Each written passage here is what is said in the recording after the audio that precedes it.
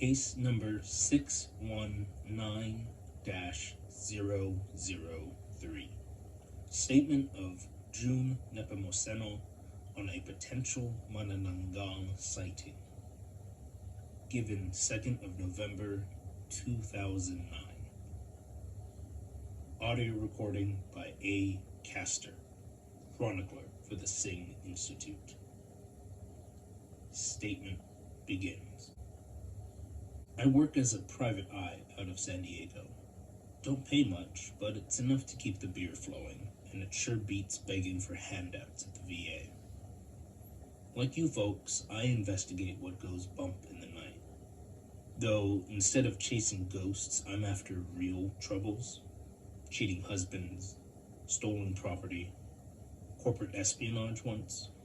Most often, though, I get missing persons. A lot of folks coming to me before they go to the police, sometimes to avoid the scandal, but usually because they've watched too many cop movies. Did you know it's a myth that the police gotta wait 48 hours before they can go looking for a missing person? Seriously. Though I don't go spreading that fact around since it just drive away business. That's how the Osorio case landed on my desk. It's the day after Halloween, just after opening the office, when this woman comes in. She's a brown-skinned Filipina, 5'0", probably weighed a buck and change, but she had the determination of a hurricane in her step. I'd clock her in her late 40s, but she was working the graying hair, and didn't look too bad in her blue nurse scrubs. Her name was Mrs. Consuela Osorio. Though the accent made it hard to understand, I eventually got the gist of what she wanted. Her eldest daughter by the name of Rosemary, went partying over the holiday weekend and hadn't called home since. Now, Rosemary was the perfect child, according to her mother, the first of the family to get into college and on track to graduate a year early. Apparently, Rosemary always kept her mother in the loop, but the past 2 days of radio silence had proven too much for Mrs. Osorio. Somehow she got my number from a friend of her husband's. My reputation had been growing amongst the local veteran community. I still remember how Mrs. Osorio took a picture of her daughter, a Polaroid from the girl's high school graduation that she'd kept in her purse, and she put the photo in my hands along with a handful of crumpled up bills. "Please find her," she'd said, tears in her eyes. Bless her heart, she tried to hire me for the cost of a six-pack. Now, I was tempted to turn away the little lady. Pro bono work don't keep the lights on, after all. But the case didn't seem too hard, and I couldn't leave a veteran's wife bawling her eyes out in my office. It'd be bad for business. I took the photo in my pocket, but handed her back her money. I think I winked and said something to the effect of, "Keep the money for the celebration we'll have when I find your daughter." That seemed to be enough for Mrs. Osorio, who thanked me profusely before leaving for her shift. And I was right. The case wasn't too difficult. It took an hour of scrolling through social media to place Rosemary at some frat party over the weekend. Rosemary looked just like her Polaroid. Young and pretty, but not what I'd call hot. In the photo, she was dressed up as Velma, but the hot one from the live-action movie with the skin-tight orange leather. After following more digital threads, I'd gotten in contact with her roommates and had a much clearer picture of who Rosemary Osorio really was. Turns out the golden daughter wasn't so morally righteous as her mother believed. Not the worst of college girls gone wild, mind you, but certainly nothing Rosemary would want her mother to find out. That included a long-term girlfriend. Now, I ain't got nothing against the gays. I got a cousin in LA who's got a boyfriend. But from the National Treasury's worth of crucifixes Mrs. Osorio had been carrying, I could see why Rosemary might not have been writing home about her beau. The partner, one Chastity Perez, had been the pale-skinned, blue-haired Daphne to Rosemary's Velma. Chastity was in the same major as Rosemary, but she had that college-age youth that made it hard to pinpoint the legality of the feeling she stirred in me. Apparently, Chastity had been Rosemary's tutor, and based on her online presence, the full-figured senior was the more experienced of the two girls, if you catch my drift. The two had been dating at least since the start of the semester, but were friends for years, according to Rosemary's roommate. Testimonies pointing to the two of them slipping off during the middle of the frat party on Halloween. None of Rosemary's roommates had seen her since, but that hadn't raised any alarms, since Rosemary seemed to spend a lot of time out of the house with Chastity. It took some cajoling, but I got one of them to share Rosemary's location from their iPhone. I love when technology makes my job easier. I followed the tracker and eventually arrived at Rosemary's location just before sunset. Now, I'd driven quite a ways east and saw plenty of red flags as I drove away from the coast. I'd expected a few hicks, but the plantation mansion I arrived at was a level of cousin fucking I wasn't ready for. Pardon my French. The house was a 2-story affair. It had 3 large columns at the front and a dozen grimy windows with heavy drapes that blocked out the setting sun. The nearest neighbors were far back down the road, and I would have thought the house abandoned if not for the beat-up sedan in the driveway. The car matched the description for Chastity's ride, but there was no sign of the 2 lovebirds. What gave me pause was the 2 white, unmarked vans blocking the driveway. Every stereotype you know about unmarked white vans is true. From experience, I knew its popularity amongst the human traffickers. I also knew that cute girls like the 2 of them were a favorite target of theirs. If any assholes had followed them to their love nest from the party, it could mean bad news, for the girls and for me.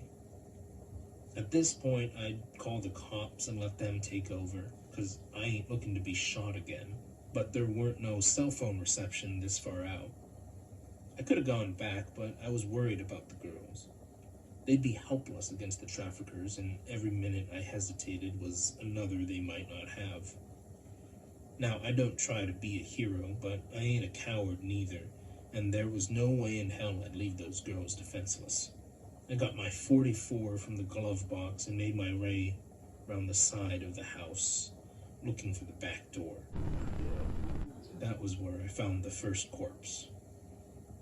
The victim, if you could call him that, had been torn apart. His lower half lay at the bottom of the stairs. A trail of guts led up to his upper half, which lay thrown against the back door. I'm no dandelion, but I almost vomited at the sight. I let my detective's eye take over, lest my dinner disrupt the crime scene. The victim was a younger adult male, heavily tatted and darker skinned. I found a 9mm clutched in a severed hand a few inches away, and cloves of garlic in his jeans of all things. The corpse was fresh, less than a day old. I would have guessed this to be the work of an animal, if not for the fact that the man's genitals had been ripped from the lower half and stuffed in its mouth.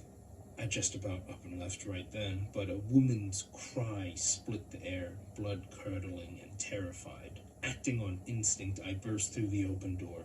Heavy footsteps above urged me to the second floor, but the deeper I went into that house, the greater the carnage I found.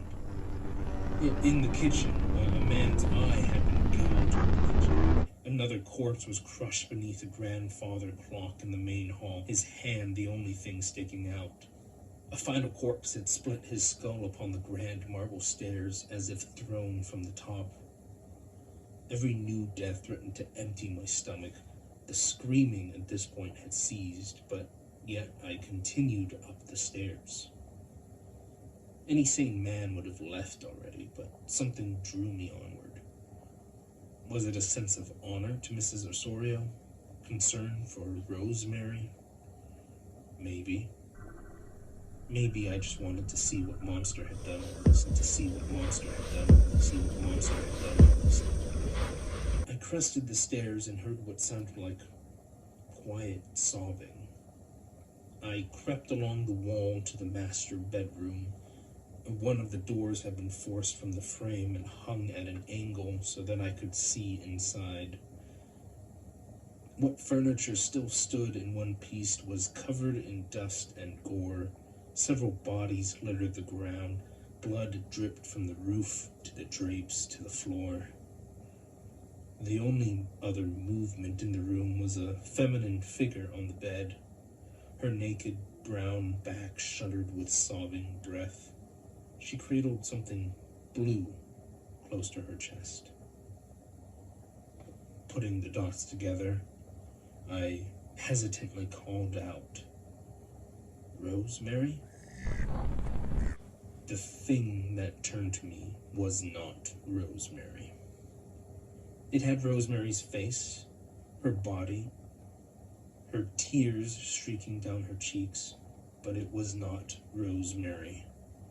It had reptilian eyes and a long tongue that snaked from its mouth and pierced the womb of Chastity Perez. It seemed to be sucking Chastity's blood like a frickin' vampire. I know it sounds crazy, but I'm telling the truth. This thing that might have been Rosemary was now a bloodthirsty monster that had cut through half a dozen gangsters like butter. I leveled my gun at it.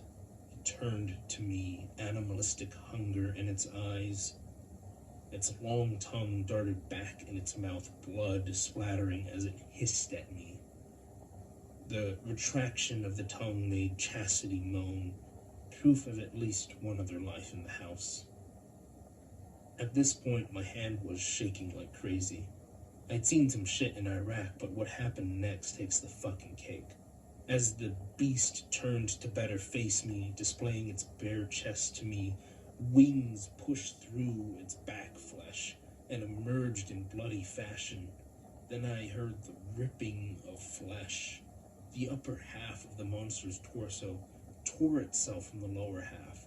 Its guts hung down like bloody ribbons as it took flight.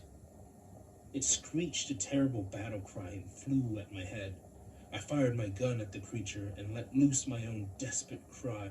Despite my shaking hands, I put two in its chest, my training kicking in. I ducked as it swooped over my head, seemingly unaffected.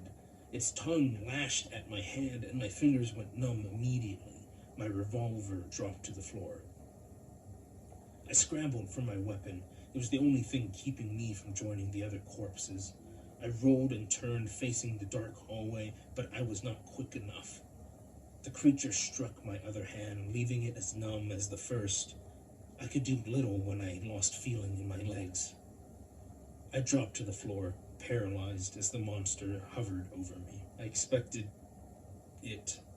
her, to drop on my chest, to stick her tongue in me and suck out my very life. But she never came. Instead, I watched the creature return to her lower half and reattach itself. Then she picked up Chastity and walked out of the room. I laid there for what felt like hours. I don't know if it was the poison or just that I couldn't find the will to move. Eventually, the police showed up. I gave the officers quite a fright when I turned out to be alive. They took my statement, which is basically the same as this one, except I left out all the crazy shit. I chalked it up to rival gangs fighting over the girls I was investigating. Police ate that up. It made things easier for their paperwork.